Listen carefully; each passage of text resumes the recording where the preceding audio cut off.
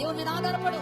పెళ్లి కుటుంబంలో సమస్యలా, నీ ఆర్థిక విషయంలో సమస్యలా, లేకపోతే నీ ఉద్యోగంలో సమస్యలా, నీ వ్యాపారంలో అభివృద్ధి లేదా, నీ కుటుంబంలో ఇదిగో నీ బిడ్డలు నీ మాట వినట్లేదా, నీ కుటుంబంలో సమాధానం లేదా, ఐక్యత లేదా, నీ కుటుంబంలో ఆనందం లేదా, ఎంత చేసినా చిల్లుగమలో పడినట్టుగా చిల్లు సంచులు పడినట్టు అయిపోతుందా?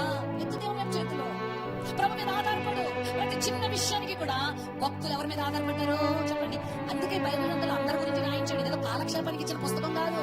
ఆధారపడు దేవుని మీద, దేవుని మీద ఆనుకోవడం నేర్చుకో. దేవుని కార్యాలను నీ జీవితంలో చూడగలం. మన సేవ జీవితంలో ఎన్నో సాక్ష్యాలు మీకు చెప్పగలం. మేము ఎంతో మంది జీవితాల్లో ఇదిగో ఇలా అయిపోతుంది అని డాక్టర్లు కూడా రాసిచ్చిన వాటిని కూడా దేవుడు మార్చేసిన సందర్భాలు చాలా ఉన్నాయి. హల్లెలూయా. కుటుంబాలు విరిగిపోయిన కుటుంబాలు, తెగిపోయిన బాంధవ్యాల్ని దేవుడు మరలా కలిపి కుటుంబాన్ని ఆశీర్వాదకరంగా మార్చిన సందర్భాలు మనం చాలా చూస్తాం. పాప వ్యసనాలతో భయంకరమైనటువంటి చెడు జీవితంతో విరిగి నలిగిపోయిన అనేక మంది యవనస్తుల జీవితాల్ని దేవుడు మరలా చిగురింపచేసి దాని మహిమార్థమే వాడుకుంటున్న జీవితాలు నాకు ఎన్నో తెలుసుకెళ్లారా. నీ జీవితం కూడా చిగురింపచేస్తాడు. నీ ప్రవర్తన అంతా ఎవరి అధికారాన్ని ఒప్పుకో, దేవుని అధికారాన్ని ఒప్పేసుకో. ప్రభు నీ వైపు నా చేతులు ఎత్తి, నీవే నాకు దిక్కు.